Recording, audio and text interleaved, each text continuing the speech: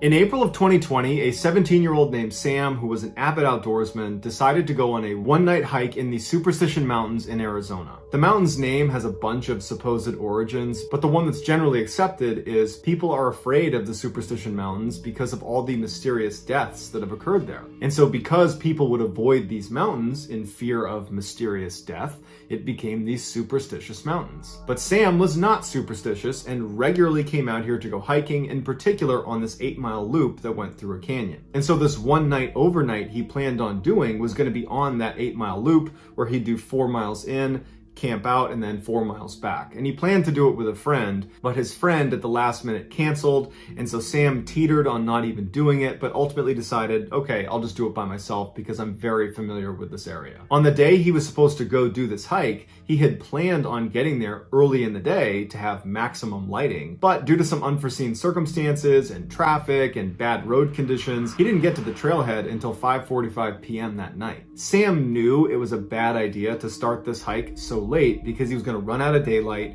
He probably was not going to make it 4 miles to the point where he planned on camping out, but he figured with his good health and fitness, he could probably quickly make his way to the 2 or even 3 mile mark, and there were some suitable campsites there. And so he decided he would kind of risk it and just try to go as fast as he could and use the daylight he had to reach a suitable campsite. But he wasn't able to move as fast as he thought he could, and soon the sun was down and it's totally dark, and he's got his flashlight, but that only is able to shine like 10 feet in front of him. And then at one point he nearly falls off of this rock, and he knows had he fallen, he would have gotten really badly hurt, and he's 15 miles away from the nearest help, and he's in a bad cell phone service area, and the roads getting out here are treacherous. No one knows exactly where he is, and it dawns on him that you've made a pretty bad choice, and you should stop right now and make camp here and not try to risk it any further. And so as it happened, where he was, there was this forest right nearby, and he could see there was a clearing about 30 feet off the path when he shined his light. And so he walked into that clearing, and he found it was a great spot to make camp. And in fact, on the edge of this clearing was the remnants of a fire pit. It was very old, but it at least showed someone had camped out right here, and they seemed to have made it just fine. So suddenly he was feeling pretty smart, and he felt pretty good about where he was staying for the night. Now, Sam intentionally did not bring a tent. He liked to sleep on a sleeping pad with a sleeping bag over that, and then he would string up a tarp over the top of him in case it rained. And since this clearing was surrounded by a bunch of pine trees, he was able to string up his tarp over the top, and it was perfect. And pretty soon he had a fire going, and then he cracked open a can of beans and he began eating his dinner. And as he was eating, he started to get a sense that something was off, something was not right. He began scanning the tree line as if he was going to find something out of the ordinary, but his visibility was incredibly limited because he was sitting right up against a fire. And if you've ever sat next to a fire in a dark forest, your visibility is like 5 feet in a circle around the fire. You really cannot see beyond that. And his vision was also limited by all the pine trees that encircled his clearing. So he really could only see what was immediately around him, nothing else. And he starts thinking, that's gotta be it. Maybe I'm just nervous because I have no visibility. But as he's rationalizing this kind of bad gut feeling, a rock the size of a marble comes soaring into the campsite and lands at his feet. And he looks down at the rock, and immediately he connects that to that sense of dread he had. And he's looking around a little more aggressively now, but again, his vision is very, very limited. And so for the next 15 minutes, Sam is really aggressively scanning the tree line and listening really intently, and he doesn't hear anything. He doesn't see any more rocks get thrown. And so he begins to rationalize and convince himself that there's nothing wrong here. That feeling I have, oh, don't worry about that. He starts telling himself, I must have kicked a rock. That's what it is. Or maybe a rock fell off a tree. But either way, it's something totally explainable and you got nothing to worry about. And after a little while, he convinced himself and he got into his sleeping bag under his tarp and he went to sleep. A couple of hours later, Sam wakes up and he has that same sense of dread, and now it's back with a vengeance. And he can't hear anything, he can't see anything, but he's definitely feeling like something is wrong. And at that moment, as he's listening really intently and looking really carefully, he hears the sound of rustling leaves. It sounds like someone walking through leaves about 30 or 40 meters away from his campsite. And initially, he can't tell if this person or animal is walking towards his campsite or away, but over the next 30 seconds or so, the sounds start to fade, and he convinces himself that, okay, they've left and everything's fine. But just in case, he wanted to grab his flashlight and shine it in that direction, and so he reaches next to him where he had left it when he had gone to bed a couple hours earlier, and he can't find his flashlight. And he's looking around for it, and he can't find it, and he's like, man, that's weird. I had it right here, right next to my body, and it's not here anymore. And that's when the alarm bells start going off in his head, because the only way this flashlight moves is if he moved it. And if it's not here, how did it move? And so he jumps out of his sleeping bag, he ducks out from under the tarp, and he's looking around on the ground in the immediate vicinity of where he was sleeping to find this flashlight. And as he's looking, out of the corner of his eye, he sees some light. And he turns his head, and in the same direction that he had heard those footsteps, those rustling leaves, when he was still laying down, he sees his flashlight laying on the ground about 10 meters away, which means someone or something had been less than a foot away from him to get this flashlight that was right next to him while he was fast asleep and totally helpless, and had moved it all the way over there. And immediately, Sam thinks to himself, that's a trap. They are trying to lure me away from my campsite. Suddenly, he felt so scared he wanted to vomit, but he knew in order to survive this situation, he needed to keep his wits about him. So he puts his boots on and he grabs his knife, and he knows he's not leaving this campsite. In fact, he's going to build the biggest fire he can. He's going to stoke that fire as big as he can get it, and he's not going to go anywhere near that flashlight. For the next several hours, Sam just stood in the middle of his campsite holding his knife, preparing to confront whatever the heck is out in the woods. And over those several hours, he would hear footsteps approach his campsite, turn around, and leave. Every time the fire got lower, he noticed they would come closer and closer and closer, and when he would stoke the fire, they wouldn't come as close. But at about 3 a.m., he ran out of firewood, so unless he went into the woods to get more, he'd be out, and he's certainly not going into the woods. That's the whole point, is to avoid the woods where this thing is. And so as the fire died down, Sam prepared himself mentally for whatever happened next, because he knew that with that fire gone, this thing was comfortable coming all the way in, coming all the way up right next to him to get the flashlight. And so finally, he hears the footsteps approaching, and before this, the closest they had come was maybe about 15 meters away. They were far enough away it didn't feel intimate. It was terrifying, but he had some distance.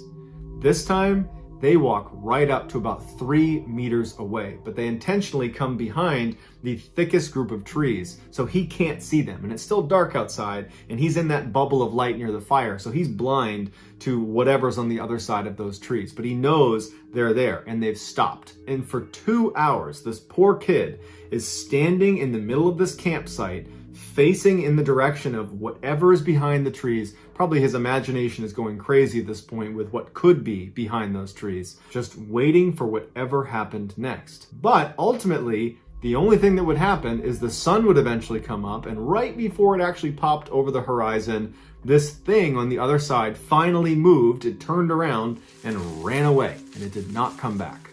And so when the sun finally did come up, Sam didn't just charge out of there because he's still thinking there could be a trap. He waited until it was totally full sunlight, and then he packed up everything he had, and he practically sprinted back to the parking lot, back into his car, and he drove nonstop for 20 miles until he got to a gas station where he could park and collect himself. And when he got there, he got out of his car and he went in and he got a drink. And when he came out, he noticed someone had written something on the dust on the back window of his car. And he walks over and it just says, "Sleep well?" ?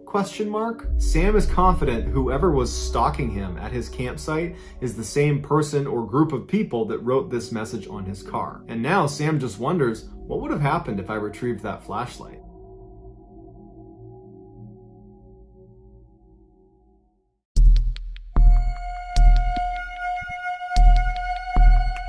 In 1982, a very outdoorsy teenage girl and boy who had recently started dating decided to go camping in Maine. Around 1 a.m. on the first night they were there, the girl wakes up because she has to go to the bathroom, and she's about to unzip her tent when she stops because she hears some strange noises coming from outside their tent. It wasn't that loud, but it sounded distinctly like something was digging in the ground. But she really had to go, and she figured, you know what, it's probably just some small animal or something.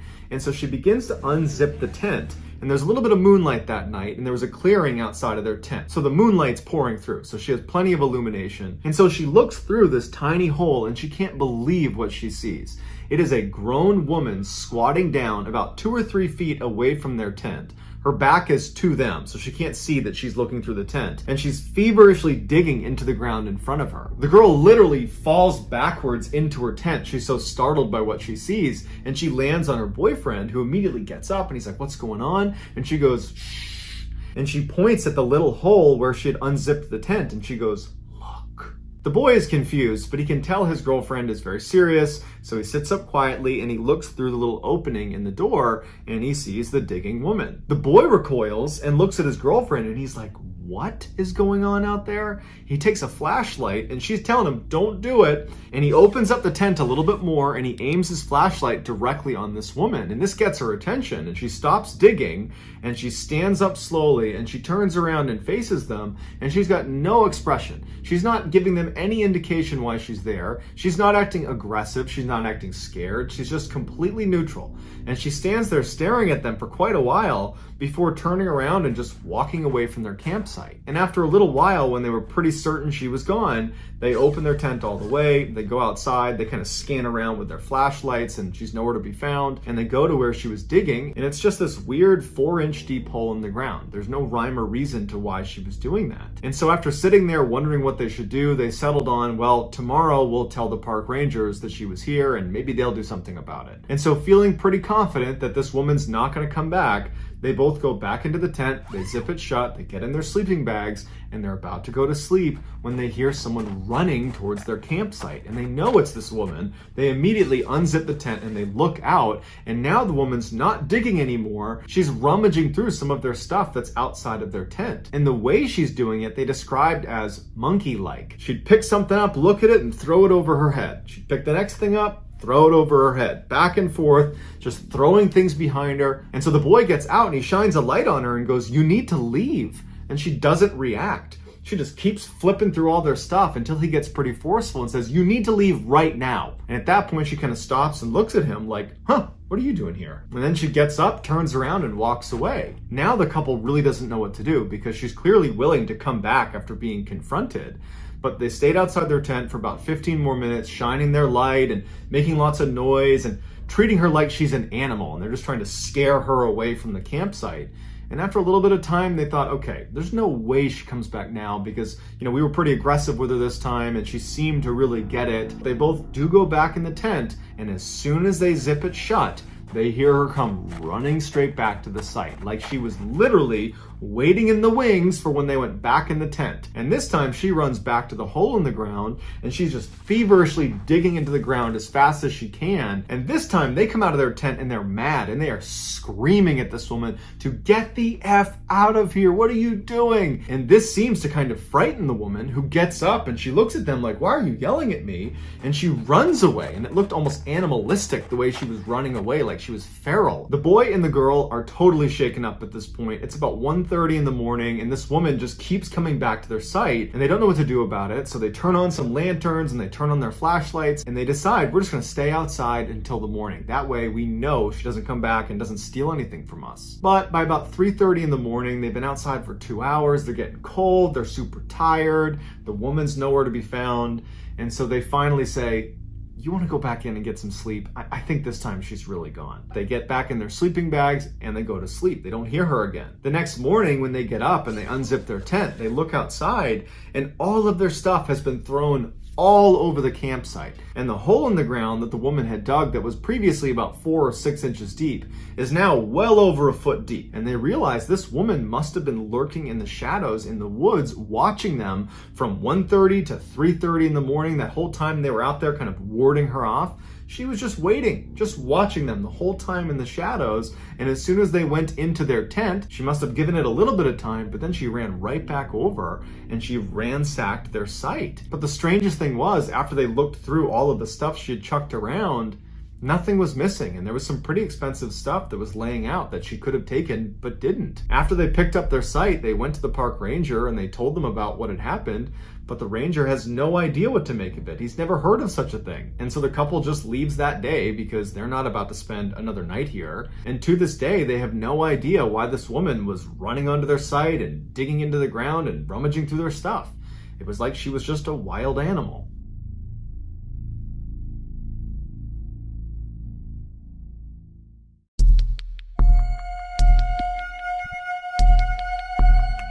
In the early 2000s, a teenager named Eben and his father would regularly go hunting in the Georgia backcountry. When Eben turned 14, his father befriended a very wealthy landowner in Georgia who offered them access to one of his best private hunting areas. And just a couple of days later, on October 5th, Eben and his father would take him up on the offer. They woke up super early and they drove out to the edge of this property that was actually fenced in. And they went to a main gate where they had the combo that this guy had given them. They punched in the combo, opened up the gate, drove in, shut the gate, locked it, and then continued down the access road. They followed this road for about 2 miles where it came to a stop right outside of this huge forest. They parked their truck, they got out, they put on their gear, and in the pre-morning darkness began hiking into the woods. Even though they were there primarily to hunt, Eben and his father secretly enjoyed just hiking around the woods and camping out, and any chance they got to extend their hunting trips, they would, even if the hunting wasn't good. And so since they spent a ton of time in the woods together, they noticed almost immediately when they walked into this particular forest that something was off. There's no birds, there's no animals, silence. It's just totally silent. The only sounds they heard that were not them was a single plane that passed overhead. Although they found this very odd, they figured, you know what, this is private property, not a lot of people are out here. I'm sure as soon as we showed up, the animals were aware of us and they've scattered. They finally make it out to the hunting stand that the owner had told them about. They get all settled in, they're getting ready to see some animals. And all day long, they don't see a single animal. They don't hear a single animal. In fact, again, it is just completely silent. Frustrated, they began packing up their stuff, making their way down off the stand, and they started looking for a place to make camp for the night. And Eben's father suggested, well, hey, you know, there's obviously nothing over here. It's been quiet all day. Why don't we walk deeper into the woods a little ways, set up camp there, so tomorrow we have a better chance of seeing some animals. So they hiked for about an hour farther away from where they parked their truck, and they reached this clearing, which is perfect for setting up their camp. And so they set up their tent, and Eben's father says, hey, you know, we still got some daylight. Do you want to go try our luck and see if we can see some animals out here now? Eben's like, yeah, why not? So they hike a little ways away from their campsite, and they set up their blind, and once again, they don't see any animals.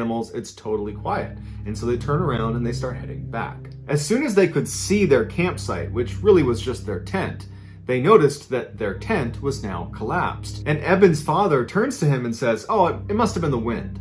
And Eben says, no, it couldn't have been the wind, because all day today we have been commenting on how quiet it is and how the fact that there's no weather, no wind, no anything is heightening the fact that it's completely silent. So it could not have been wind. So Eben's father is like, well, when you set the tent up, did you not put the posts into the eyelets? Did you not build it correctly? And Eben's like, no, I've made that tent like 1,000 times. I know it was set up correctly. They walk into their campsite and they look down at their tent and they're really confused at what they see. The 2 rods that go in an X over the top of the tent that thread through nylon loops and then anchor at 4 different points on the base of the tent, well, they had been removed from the 4 corners. And if you know how a tent works, it works on tension. And once you have a rod anchored in 2 points, it doesn't just pop out.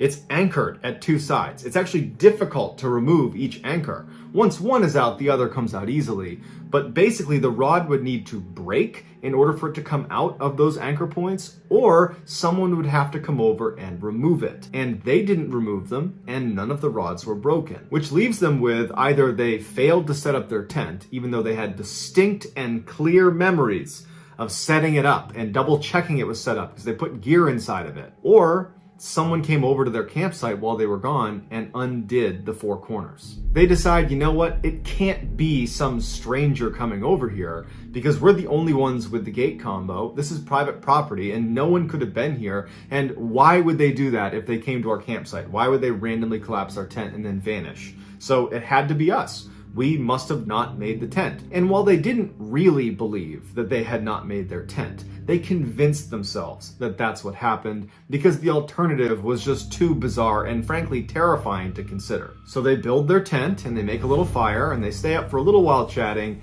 before being tired and saying, okay, let's just go to bed. They extinguish the fire, they get in the tent, and they both fall asleep. A couple hours later, Eben wakes up suddenly and he's not sure if he's dreaming or not, but he thinks he hears someone laughing a couple hundred meters behind their tent off in the woods. Eben instinctively turns to make sure his dad is still in the tent with him, and he is, and then Eben starts listening really intently to what's happening outside. And all he can hear is silence, like it's been since they got in the woods. He doesn't hear any more laughter, and so he says, okay, I must have just been dreaming, and there wasn't any laughter out there, and eventually Eben goes back to sleep. A little while later, Eben wakes up suddenly again, except this time his dad is already awake and looking around anxiously.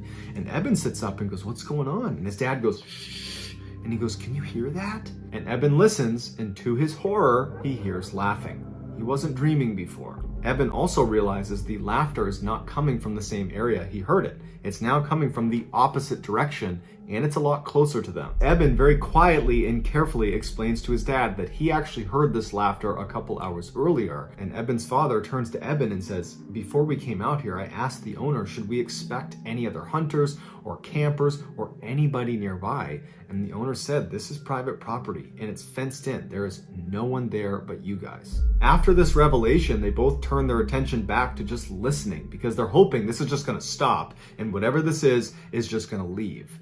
But it doesn't leave. They hear footsteps running towards them from way off in the forest, and it's so quiet, it's really easy to hear these footsteps. And whatever this is charging towards them. And then it comes to a complete stop right at the edge of their clearing. At this point, Eben is now grabbing onto his father. Eben's father is holding onto his rifle, and he's getting ready to open the tent to confront whatever is out there. And right before he grabs the zipper, this person, whatever it is, starts laughing again, and it's practically right on top of them. It's so loud. They can hear it clear as day right there, right outside their tent. And Eben's father takes a deep breath, he grabs the zipper, and as soon as he begins moving it, the sound the zipper made causes the laughter to stop. They don't hear footsteps, so they know probably something's still out there, but the laughter stops like it's recognized that they're making noise. They're right there. There they are. They're in the tent. Eben's father freezes with his hand on this zipper, and he's debating whether he should go outside or not. And before he can even make that decision, whatever this thing is turns around and runs back into the woods, and it's just gone. And for several minutes, they just sit like that in total silence, praying that whatever this is gone for good. And after several minutes, when they don't hear anything, there's no more laughing, there's no more running, Eben's father re-zips up the tent, puts his hand back down, and they're both left just sitting there thinking, what the heck just happened? Eben and his father would stay up all night, and they would barely speak, because whatever this thing was had heard them when they moved the zipper. And so they were really afraid of making any sound, even little sounds, because it's so quiet, sound travels really far, and they don't know who or what is out there. And so in silence, holding their guns, they're just waiting for the sun to come up. And as soon as it did, they were up and out of there, literally running out of the forest, checking over their shoulder the whole time, all the way back to their truck. And so to this day, they have no idea who or what the heck was running around out there. And they told the owner of the property about it. And the owner just said, it's not possible. We have a totally gated in private piece of property, and there are cameras watching the only entrance. And you are the only ones that went in or out over that time period. And prior to that, we monitor this property. Nobody else was in there.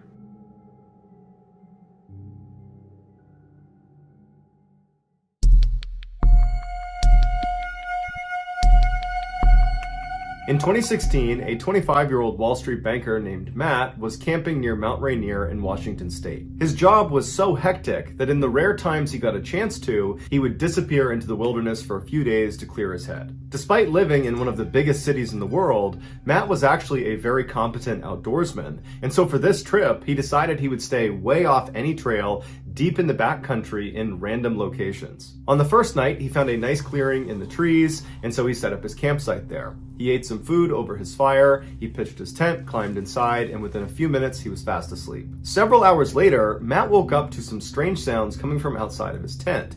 It sounded like a couple of animals or maybe one animal moving around right outside. And so after a while of just hearing this constant sound, he rolled over and he barely unzipped his tent flap just to look out and see if he could see whatever animal it was. and what he saw shocked him. There was a man sitting in front of his fire pit. There was no fire in his fire pit, and the guy was just sitting there with his hands on his knees, looking straight down, and periodically he would just kick his feet in the ashes of the fire pit. And Matt didn't even know what to do, so he's just looking at him through this little tiny gap in his tent, and this man all of a sudden looks up directly at Matt and makes eye contact with him, and the guy's eyes go wide, and he stands up, turns around, and runs away from Matt's campsite. Matt has no idea how to react to this, and so he just quickly unzips his tent, jumps outside, and shines his light into the forest looking for this guy. He's thinking to himself, who is this guy? I am in the middle of nowhere in the backcountry of Washington State. How long was he sitting outside there for? What does he want? And so as Matt is trying to make sense of this totally weird thing, he's thinking, okay, I'm gonna look out and I'm gonna see his flashlight somewhere, or I'm gonna see his campsite. You know, maybe he's set up nearby, and he's looking around into the total darkness. He's looking through all the trees. Any light source anywhere out there he would see. And there's not one. There's no fire, there's no flashlight. There is nothing. And so eventually Matt goes back inside of his tent, he zips it up, and he's just left kind of dumbfounded. He can't understand how some person was just sitting outside of his tent for no apparent reason and then vanished into the forest without even turning on a flashlight. And so after a very restless night, finally the sun came up again and Matt was very relieved. He stepped outside, and after a little bit of time now from this strange incident, Matt started to tell himself that all that was is some guy happened to set up his campsite nearby. It is possible, albeit rare because we're in the backcountry, and maybe he was just intoxicated and he wandered over here, and stranger things have happened, so that's probably all it was.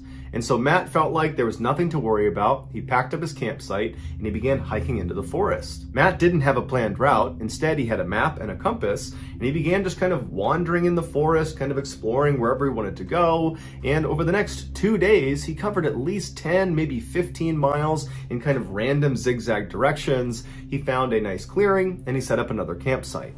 That night, he set up a fire and he was eating some food near his fire. And then as he's sitting there, he hears rustling coming from behind him. And he's pretty sure it's an animal, so he turns around and he doesn't see anything. And he goes back to eating his food. And then a little while later, he hears some more rustling behind him. And this time, he can't really just write it off. Clearly, there is something behind him that's moving around. And so he stood up, turned around, and remained motionless and just listened, expecting to see maybe a deer come out of the woods. But instead, he hears a man's voice come out of the darkness that says, "Do you know how to get to Bell's Canyon?" And Matt's heart starts racing. He knows that even though he can't see him, it has to be the same guy he saw 2 days ago, because they are in the middle of nowhere. He hasn't seen any other hikers or campers or anyone, and clearly this guy has the ability to sneak up on him. And so he's thinking, what does this guy want? I just spent the past 2 days hiking in random directions for 15 miles, and he must have followed me. And so Matt, not knowing what else to do, just says, I don't know where Bell's Canyon is.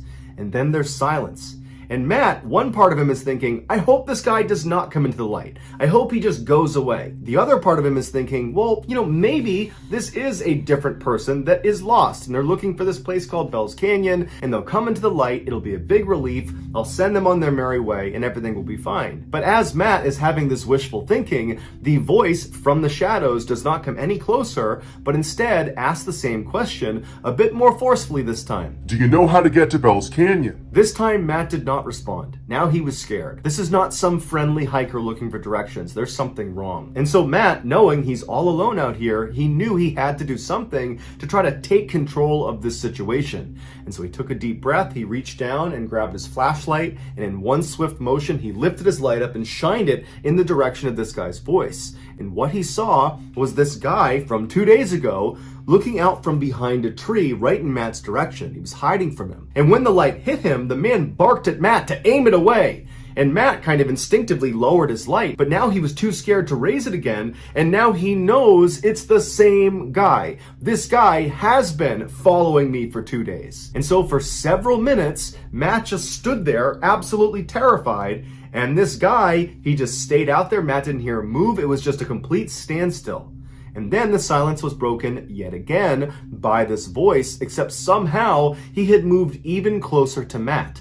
and when he came through asking the same question, Do you know how to get to Bell's Canyon? his voice was so close to Matt that Matt got scared and raised his light up, and the man was standing just a few feet away from him. And this time, the man's eyes got wide like they did the first time they saw Matt, and he turned around and he ran into the forest again. Matt, not knowing any better, just began running after him, but he only ran for about 30 seconds before he realized the terrain out here is so rough. He's gonna fall, get hurt, he's gonna get lost, and this guy's already long gone. He somehow managed to run immediately so far away, and so Matt just goes back to his campsite, and he's thinking to himself, what do I do? I have no cell phone service, I'm at least 3 days away from my car, and I'm in the middle of nowhere. No one even knows where I am because I didn't chart a course. I didn't tell anyone where I was gonna be. And so Matt just grabbed his knife and stood in the middle of the campsite, and for hours and hours he just kept looking around, expecting this guy to just show up again or start speaking to him from somewhere out in the darkness. It was absolutely horrifying. Finally, by about 3 in the morning, Matt was so tired that he had to go to sleep. He hadn't heard this guy again, he didn't see him again, and he figured, I need a little bit of sleep because tomorrow he's gonna pack up his campsite and begin this epic journey back to his car. And so he climbed in his tent and he had a very restless next couple of hours. And then the sun came up, Matt jumped out of his tent, packed up his stuff, and began practically running in the direction of his car. All day as he was hiking, Matt kept looking over his shoulder, expecting to see this guy, because clearly he had followed him for multiple days, over 15 miles, and so the likelihood that he's still following him was really high. And so all day, Matt just felt like he was being watched, he was totally terrified, and then the sun started to go down, and Matt knew he would have to camp out again. And so he found a clearing in the trees, he set up his campsite, and he was so tired from running basically all day and being so mentally exhausted from this experience that he just got in his tent and fell asleep very quickly. But several hours later, he woke up to the sound of somebody walking around his tent, and he knew it had to be this guy. He's still in the middle of nowhere. He's not even close to the parking lot yet. And so this guy is still following him. And so Matt sat up in his tent, he clutched his knife, and for hours and hours and hours, all night, this guy just walked around his campsite. And then around 4 or 5 in the morning, he scampered off. When the sun finally came up, Matt leapt out of his tent, packed up his stuff, and literally just began running in the direction of his car, hoping that maybe he could get there before needing to camp out one more night. And so all day as he moved, he's looking over his shoulder, knowing this guy is following him. At this point, it's not even a question. He's somewhere in the forest, but he could never see him. And unfortunately, as the sun was setting, he knew he was not going to be able to make it to his car. He was just too far away. And so at some point, when it got too dark to keep moving, he had to find a clearing and set up his tent again. And so Matt climbed inside of his tent, he zipped it up behind him, he grabbed his knife, and he sat there, expecting to hear this guy come walking around. But after several hours, he didn't hear him. And Matt started to wonder, maybe this guy has left me alone, finally. Maybe he's not following me anymore. And so Matt, who was totally exhausted, laid down to go to sleep. And then as he's laying there from somewhere out in the woods, Do you know how to get to Bell's Canyon? Matt immediately sat up. His heart began racing so fast that he actually was concerned he might have a heart attack. And he didn't know what to do, he didn't know what to say, so he just sat there holding his knife. And then this guy began running past his campsite, making animal sounds, and he would stop periodically and moan and grunt, and he'd kick up leaves, and then he'd run past his campsite again, over and over and over again, until the sun finally came up and this guy scampered off back into the woods. Matt didn't waste any time. He leapt out of his tent, packed his stuff up, and ran all the way back to his car. When he finally got inside of his car, shut the door, and locked it, he cried tears of joy. He was so unbelievably relieved. And he peeled out of the parking lot. He got to a nearby hotel. He finally got cell phone reception, and he considered calling the police about this guy, but he thought, what am I going to tell them? He didn't commit a crime. He was just terrifying. And so he decided not to call the police. He finally flew back to New York, and he just had to accept that there was some strange guy out in the wilderness of Washington state who was able to hunt him over 3 days and 30 miles in rugged terrain without the use of a flashlight, without any gear, and all he ever said to Matt was, Do you know how to get to Bell's Canyon? Wait, don't go anywhere. We actually have a bonus story for you. This final story has quickly become one of the classics on this channel. It's a story about a forest in Connecticut that is actually illegal to enter, basically because of maybe paranormal activity out there, we don't know, but it is actually illegal to go into this forest. There's a whole crazy story around it. I actually told the story on a live stream recently about Dudleytown, and so we went ahead and took that footage, we edited it, made it really pretty, and now you get to watch it in case you didn't see it live. Enjoy.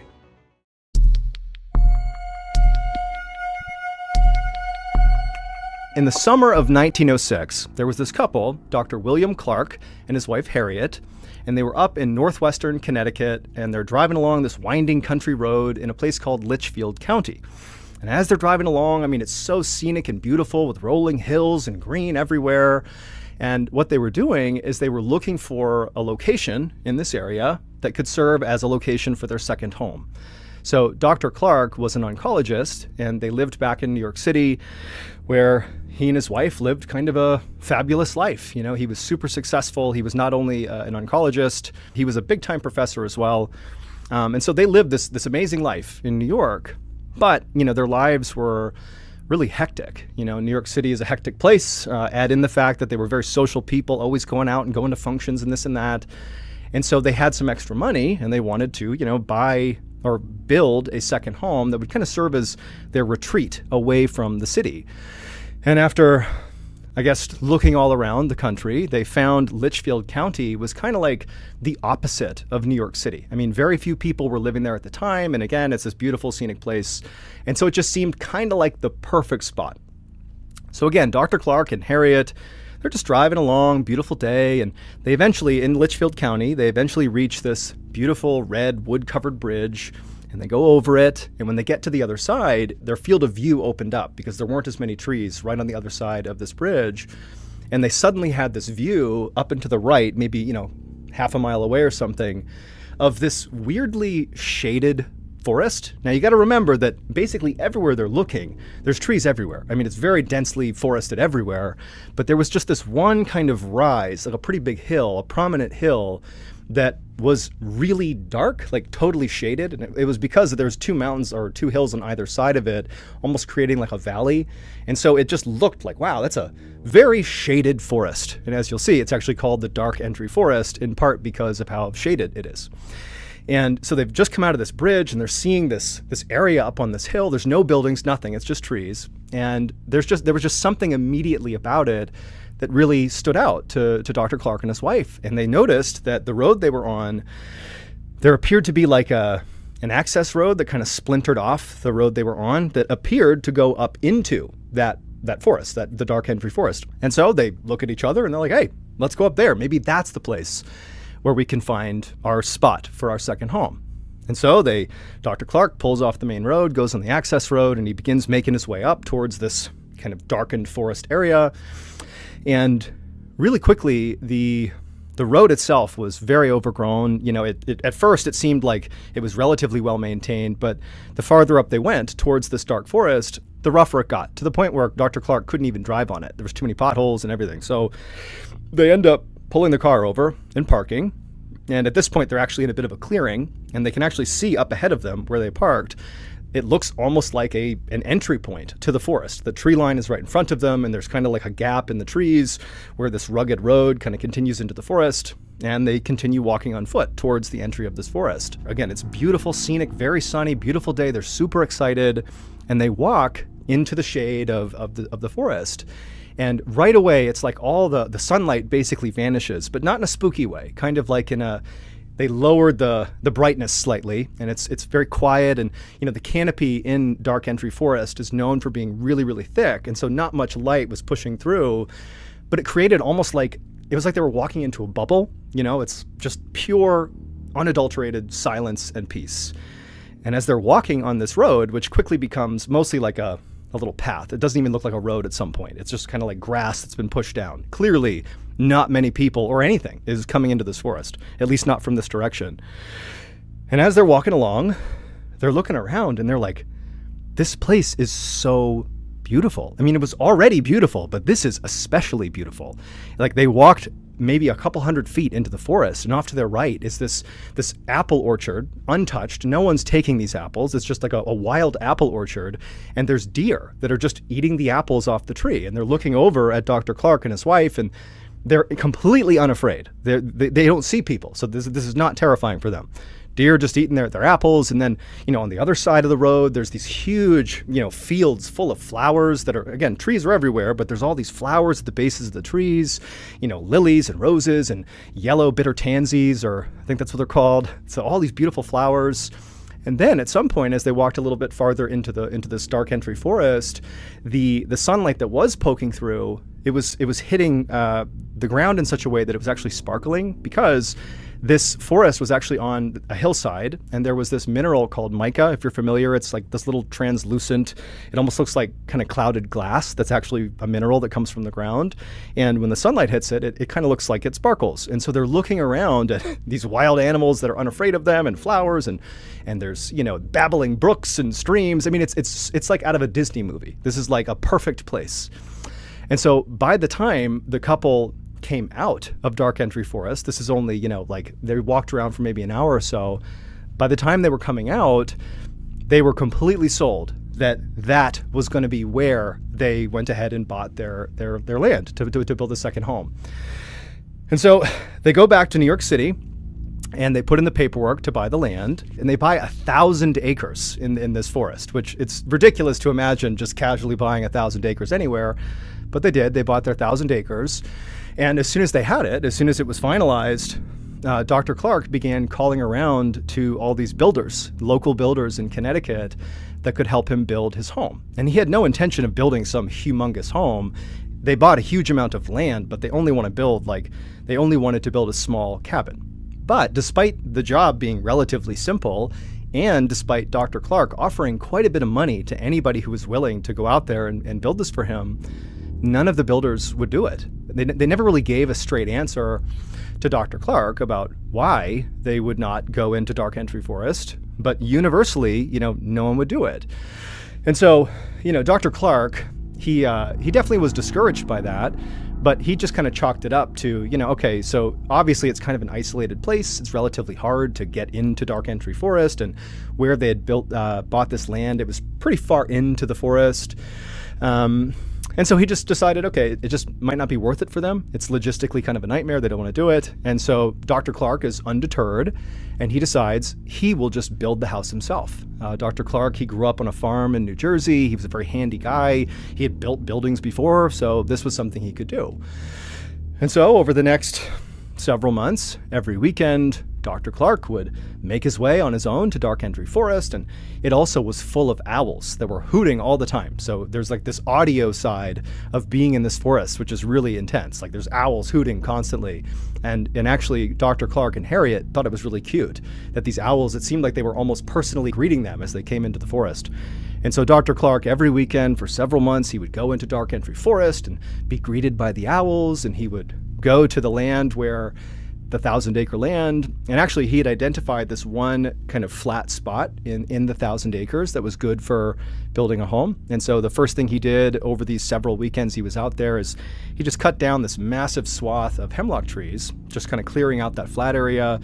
And then he chopped up the trees he cut down into lumber, and he used that to build a rustic, simple 2-story cabin. And then after this cabin was built, kind of up on this hill, there happened to be another hill not too far away from the cabin where there was a freshwater spring right at the top. And so, Dr. Clark, he went up and laid piping from the freshwater spring down to his cabin, so they had fresh water in the cabin. And then down the hill from where the cabin was constructed was a small brook, and Dr. Clark, he found himself always going down and just staring into this beautiful brook because there were all these trout, because nobody fished out here. This is like an abandoned place, basically. There's all these trout just swimming around unencumbered, just leaping out of the water. If they even do that, I don't know if trout do that. I think they do. And so he ended up actually building a swimming pool right next to the brook, specifically so he could sit in the swimming pool and watch the trout. And so by Thanksgiving of that year, so 1906, by Thanksgiving, the property was done. The cabin had been built, everything was done. And so that holiday season, Dr. Clark and Harriet and their whole family would come out and they would spend the holidays, sitting in their pool, watching the trout and just having a wonderful time. And really for many years, every summer and every major holiday, the Clark family would come out to their beautiful dark entry cabin and they would stay there. And it was really perfect. That is until 1918. In 1918, in the summer, Dr. Clark and Harriet were at their cabin, and they were having a nice time when Dr. Clark got word that he was actually being called back to New York City for an emergency. Remember, he's an oncologist, so these things happen, and he was called back. And for whatever reason, Harriet, who normally likely would have joined him and just gone back to New York with him, she decided to stay. I mean, they've been coming here for years by this point, so she probably felt somewhat comfortable, although admittedly she was very unhappy about this. She didn't want to be there alone, but again, she decides to stay.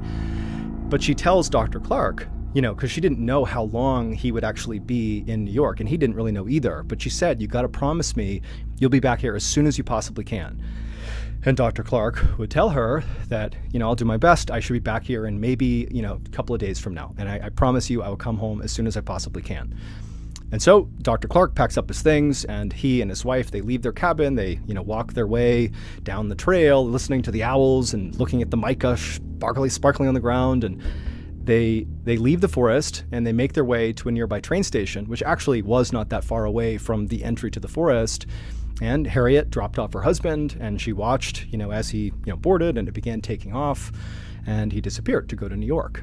And Dr. Clark, as he's vanishing, traveling on this train, he's thinking to himself that, okay, I'll be in New York just for a couple of days. I'll be home. I'll be back in no time. Little did he know, over the course of time he was going to be in New York, his wife would endure something that is just truly horrifying. So, before I explain to you what happened after Dr. Clark left, you need to understand some history about this forest. History that Dr. Clark and Harriet did not look into before deciding to purchase these 1,000 acres. Because had they done the research into this area, they likely would not have bought the land. So there actually used to be a town that was settled in the Dark Entry Forest. It was called Dudleytown, and it was settled in the 1740s. And at first it was just a couple of families just getting by, but pretty quickly it grew to about 30 families and several structures and houses and the whole nine yards. Like, it's a small community inside of this beautiful forest, and things were great. For a small town in the 1700s, things were stable. But starting at the end of the 1700s, like in the 1790s up till about the 1800s, things started to go really, really badly in Dudleytown. And in fact, because of how badly it went, it earned this, the conclusion was that Dudleytown had to be cursed. And that lore had stuck around, which is actually why those builders refused to do the work for Dr. Clark, because they believed it was a cursed place. So this is what led to it being believed to be cursed. And I'll tell you, it's pretty creepy. So it started with the Carter family. So the Carter family was a big family inside of Dudleytown, and it was in 1790, 1792, there was this cholera epidemic that broke out in this small town, and 6 members of the Carter family died really suddenly from cholera. And the remaining members of the Carter family, which was significant, I think there was a dozen people still left, might have been a few less than that, but a pretty good chunk of people, they were so grief-stricken from the loss that they decided to just literally abandon their houses in Dudleytown and go back to New York City, where they happened to be from as well, same as Dr. Clark. But as soon as they got to New York, they were massacred by natives that lived in the area. And the only people that survived this massacre were 3 children, and the 3 children were kidnapped and never seen again. And so that was the start of bad things happening to people in Dudleytown. The next thing that happened is there was a guy named Hollister. We don't know his last name, but he either fell off a roof or he was pushed. We don't really know, but either way, he died. But he died on or near another person's home whose name was Tanner. Okay, so Hollister dies, and he dies on or near Tanner's home. And after Hollister died, which again, it was shrouded in mystery, Tanner, the owner of the home where this guy died, he began talking obsessively, and it's documented, obsessively about strange creatures lurking around the tree line inside of Dark Entry Forest, right around Dudleytown, every night. That's all he saw. So guy dies, and all of a sudden Tanner is noticing all these strange creatures. And he's telling everybody in town that there's something going on here. Nobody believed him. And so slowly, Tanner, every night, he would see whatever he was seeing, and it drove him insane, completely insane, to the point where he couldn't even function, and his daughter had to take care of him until he passed away. And as Tanner was losing his mind, his next door neighbor, whose name was Abel, began to talk as well about these creatures that were coming to the edge of the tree line surrounding Dudleytown most nights. And just like Tanner, Abel as well slowly lost his mind over these creatures because nobody believed him. And then all the way up until like just past the 1800s, so many people just randomly died in Dudleytown, some from disease for sure, but others, they'd just be found dead. And then many people as well began citing these strange creatures that were lurking all around. By 1900, the only family that was still alive in Dudleytown was this family called the Brophies. And it was a fairly big family.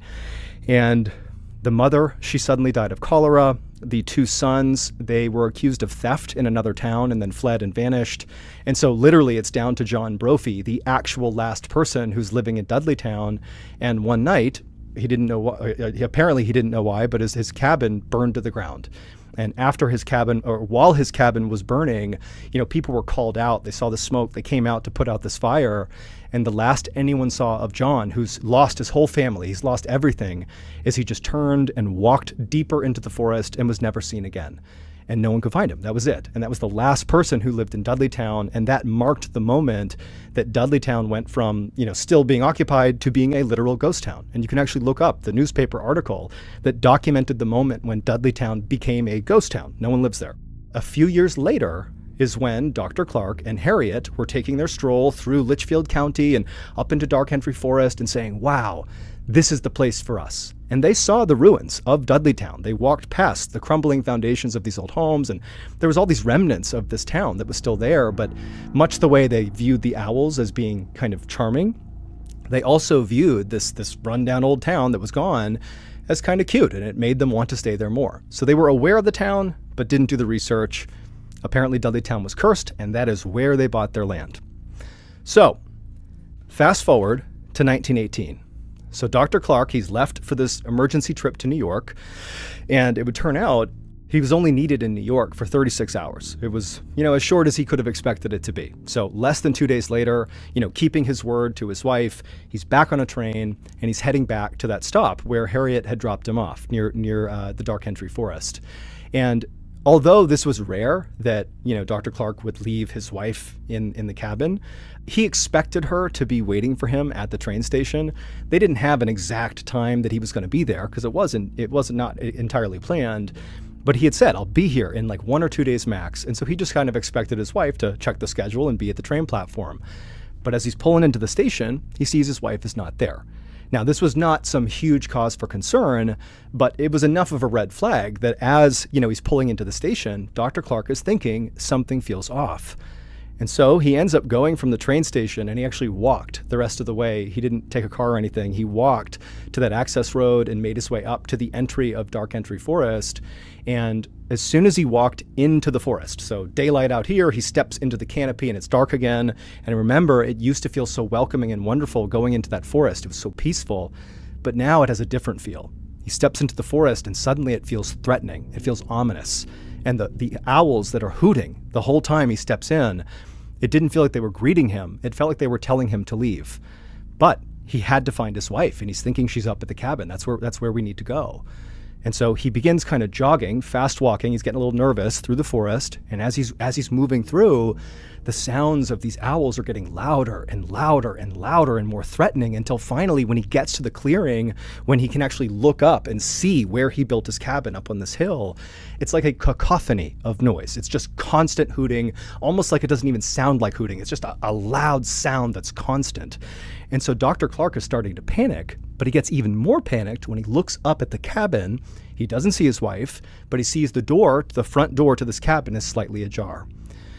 And so Dr. Clark, he runs the rest of the way up the hill, owls hooting the whole time. He gets to the door and he's terrified. He knows there's something wrong here, but he gets the courage. He opens up the front door, and the second he steps into this home, which he has loved and spent years and years in with his family, he steps in and everything is different. Instead of it being peaceful, he now feels this almost high-pitched sound like inside of his head for a second, and he's confused. And then he hears what sounds like maniacal laughter coming from the second floor. He doesn't see anybody on the first floor. He thinks it's his wife, and so he charges upstairs. He gets to the landing, and he sees the door to his bedroom, where he would expect his wife to be, is slightly open, and he can hear this laughter coming from inside of this room, this maniacal, crazy, loud, high-pitched laughter. And he's totally panicked. He goes to the door, and he opens it up, and there, in the back corner of the bedroom, is his wife. And she's in the fetal position, and her mouth has been opened as wide as it can go. And the laughter that he's hearing is coming out of her body, but her jaw isn't moving. Her chest is heaving, and this maniacal laughter is just coming out of her as she stares him dead in the eyes. And so Dr. Clark, he was so terrified at what he was seeing and all the hooting and all this craziness going on that he just turned and ran away. We don't know what happened to Harriet Clark over those 36 hours that her husband was gone, but something happened to her. And when she was taken away from this cabin, the only thing she would say is the strange creatures kept coming back. I kept seeing strange creatures. The same thing that all the people in Dudleytown had said that caused them to flee the town. And so we don't know exactly what became of Harriet. There is one account that says she was forever, she went to a mental hospital and stayed there until she passed. Another account says she went back to New York with Dr. Clark, where she took her life. But either way, the final thing was she claimed to have seen the strange creatures and lost her mind as well. Following the story, Dark Country Forest really took on this unbelievable legend. I mean, people knew about this story. They knew about the legend of the 1700s and 1800s, but this felt recent. I mean, this was a documented case of this doctor's wife. And so it spawned a lot of people going into Dark Country Forest to see what's out there. And lots of people who go into that forest before it became illegal reported feeling phantom hands slapping them on the back and feeling really intense pockets of cold air. And actually, the very famous paranormal couple, Ed and Lorraine Warren, in the 1970s, they went out and ran this special series about what happened in the Dark Country Forest. And they came out and said, absolutely, that forest is demonically possessed. So that's going to do it. If you enjoyed today's collection of strange, dark, and mysterious stories, and you're looking for more content like that, remember, we have a whole slew of podcasts under the Ballen Studios umbrella. All these podcasts are amazing. It's all bingeable content, and it's available right now for free. All you have to do is go to any podcast platform, look up Ballen Studios, and boom, there's all our podcasts to choose from. Okay, that's going to do it. Thank you so much for your support. Until next time, see ya.